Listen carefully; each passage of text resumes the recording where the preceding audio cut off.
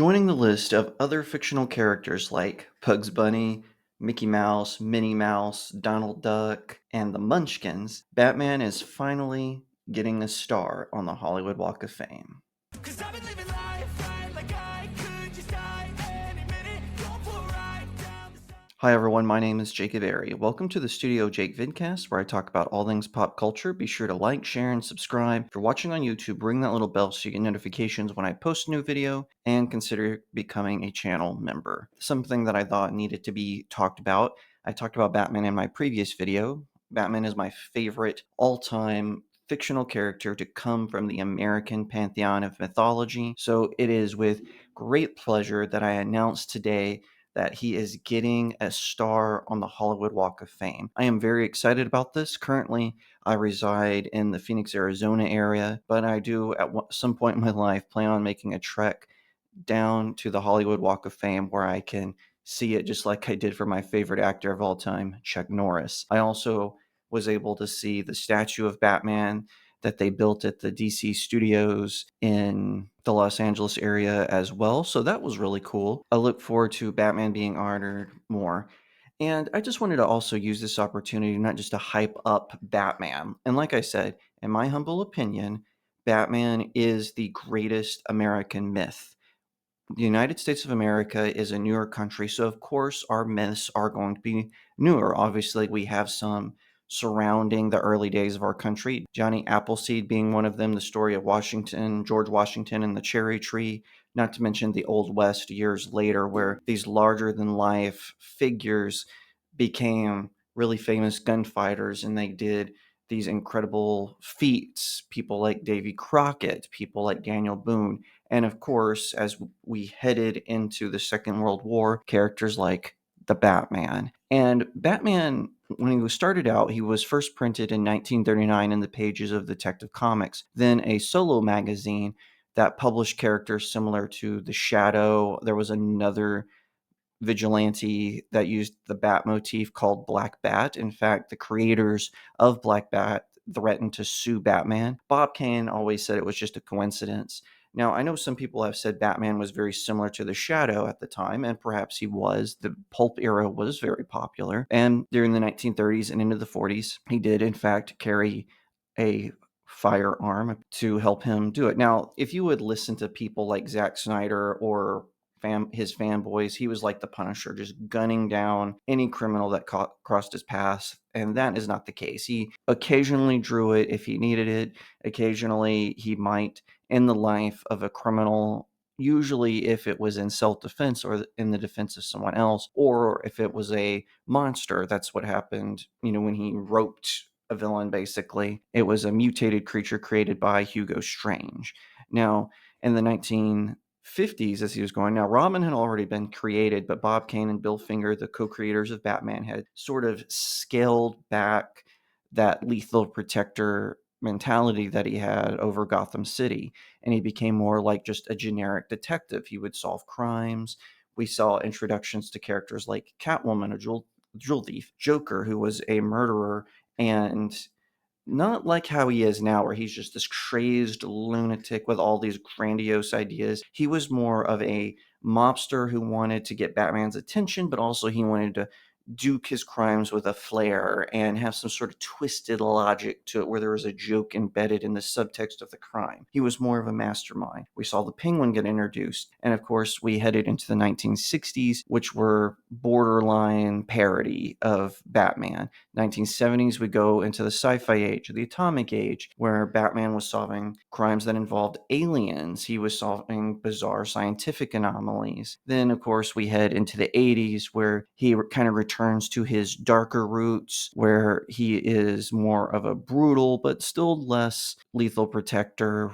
That was thanks to the works of Neil Adams and Frank Miller. We head into the 90s, where Chuck Dixon tried to reapply the protector of Gotham mentality to Batman. Not just him, but writers like Dennis O'Neil And of course, we saw the advent of Batman the Animated Series, which will forever hold a special place in my heart. And of course, we go into 2000s where he is more of a Justice Leaguer. He's fighting more powerful enemies. He's traveling into space. He's handling cyborgs and things like that. And then we see the 2010s, and that's where things start to wane in the stories of Batman, in my opinion. But again, it is more like that Justice Leaguer Batman who is taking on these grand quests and fighting aliens and traveling through time and things like that. Now, stuff like that had happened before, but there was a bigger emphasis on it in the 2010s. And now we're in the 2020s where we see Batman get replaced by a robot. I digress on that. But I just wanted to say that this is also kind of a weird time for the trademark era, because this is my personal belief as even a writer of my own works.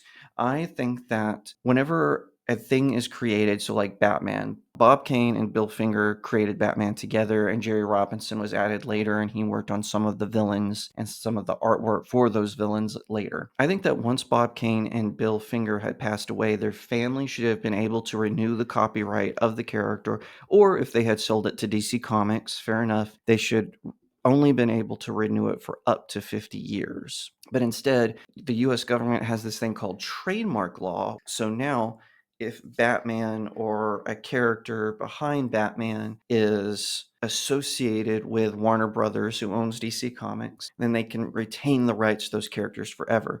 Now, eventually, the first few issues of Detective Comics and Batman solo comic will go into the public domain, but as they are, you can't reprint them and sell them or anything like that. This is what was happening with Steamboat Willie. Steamboat Willie is in the public domain now, but you can't make t-shirts with that version of Mickey Mouse because then Disney can sue you. It's absolutely ridiculous. Once it's in public domain, it should be in public domain. And even me as a writer, that's what I want. I want my descendants to be able to renew it for a few years so they get the residuals. They should get the residuals from reprints of the original work. But after that, my characters, I'm perfectly fine with them going into the public domain. That's how you create mythology. But unfortunately, the US government isn't doing that. Now, both political parties that rule the United States, they are mad at a lot of these conglomerates. That's how Steamboat Willie was able to fall into the public domain. So maybe that'll happen even more. Not to mention, a lot of these companies are able to use a tax write-off, so they can take a Batman property, or in Disney's cases, sometimes a property like Willow, and they can write it off as a tax write-off, which I think is absolutely silly.